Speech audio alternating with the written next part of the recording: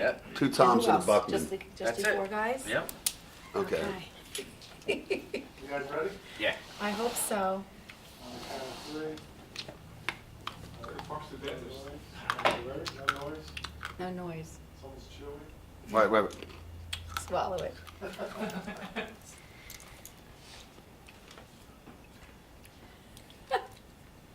Always waiting for Craig too.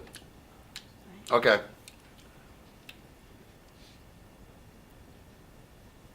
Hi, I'm Mary on the Loose, and we're here with the band Scream to This.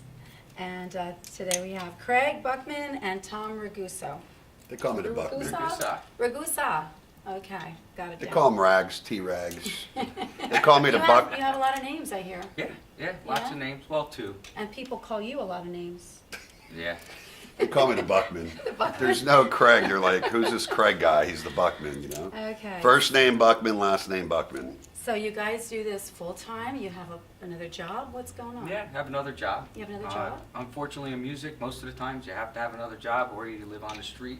Right? Most musicians, if you don't have another job, are living on the street. Okay. Not necessarily. So, Well, What do you call a Mary, we got a joke. go ahead. What do you call a drummer without a girlfriend? I don't know. Homeless. Oh. So back in the day, they would say the musicians in the 80s, and you know, they would, their girlfriends would have to have jobs, and they would live with their girlfriends, and they would mooch off of them. So that's why you call a drummer without a girlfriend. What do you call them? Homeless. Okay. Or you live on the streets. or you live on the street. But you're not homeless. No, not yet. There you go. so Tom, you're an electrician. Yes, I am. Okay, cool. So you've had this band for a long time, or you've worked together as musicians for a long time? Since we were kids in high school, we've been doing this. Yep. I think I remember you guys in high school. Yeah. Yeah. Tommy and I could give a quick short story. Well, not nice to say short, but we'll try to make it short. My first band, it was called Prowler, and it was a bunch of good old boys from Manville, you know. And there was a recording place in Manville. I forget it. It was like over on the side street there. I think one of the Gantners or somebody owned it. Okay. And then we said we want to make a demo tape. So the only 3 songs we knew was Paranoid by Ozzy or Black Sabbath, Living After Midnight by Judas Priest, and then Rock and Roll All Night and Party Every Day by Kiss. So we were these young kids, 13, 14 years old. We go and record the little tape. They didn't have CDs yet, so it was a tape. And then there was the Crystal Roller Palace down the road, which was, what was it, PJ Steakhouse, Rhythms of the Night, which we Right. played. And we used to go roller skating there when we were 13, 14, 15 years old. So we brought in the tape as Prowler, and me and the band went down there, and, you know, we asked the DJ if they could play the tape. And there was a couple people that were a little, I hate to use the word jealous, but they were jealous of the band because we were getting attention. And they wouldn't let us play it. So we had everybody going, play that tape, play that tape. They played the tape. It was all good. We were all proud. And this guy comes up to me in the smoking lounge. I mean, everybody smoked back then. You know, you couldn't even breathe, and everybody's smoking. And Tommy was that guy with the moccasin boots, the chain in the wallet, you know, the whole nut. It was awesome. The leather fringe jacket, you know. Tommy was the ultimate lead singer even before lead singers. So we're going to make the story a little longer, but I'm going to cut it off short. So he comes up to me and he goes, your singer sucks. I go, excuse me? I go, how dare you? I go, we just put all this money into this demo tape, you know. My singer sounds great. And how could you say that? He goes, well, that guy that he was teasing is really doing well for himself as a singer, so let's just say that. So Tommy goes, he just wanted part of the band. He goes, I could do better than your singer. I don't think he said he sucked. He goes, I could sing better than him. I go, why is everybody jealous? I says, if you could sing better than him, then why don't you come to my house? And I gave him my house address. And he goes, okay, right? So we're playing, and the singer also played bass and sang, right? So we told this guy, just stick to bass. We're going to have him as a singer. And my mom didn't like anybody at the house, man. She was like, all you kids could just, you know, I don't want anybody else at the house, blah, blah, blah. The doorbell rings. I'm like, oh, no, man, my mom's going to freak. So, I bet you it's that guy with the long hair, and, like, she's going to freak, man.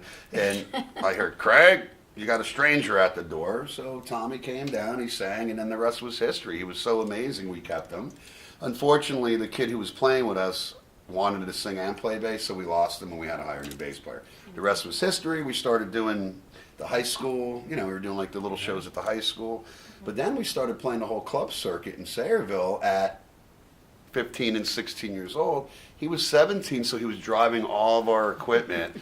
We played Mingles, which Still burned driving all down. the equipment, and I still set it all up. What is it? The And club. run it all. You're Club and A. experienced.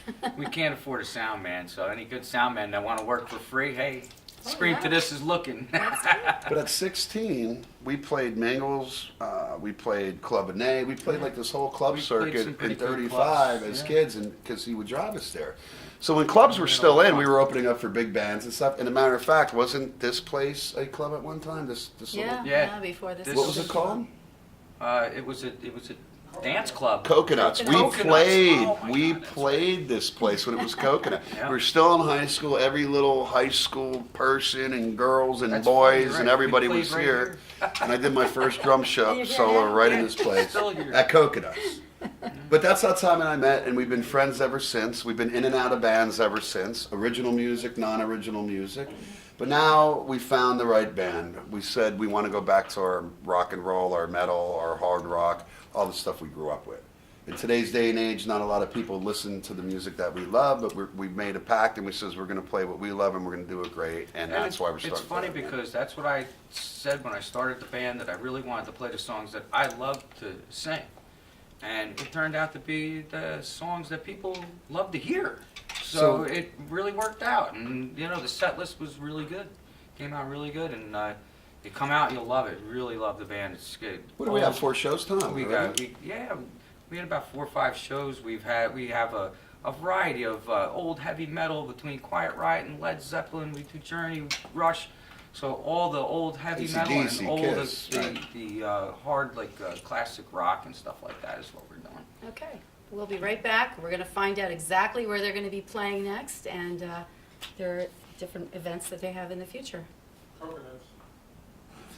Cut.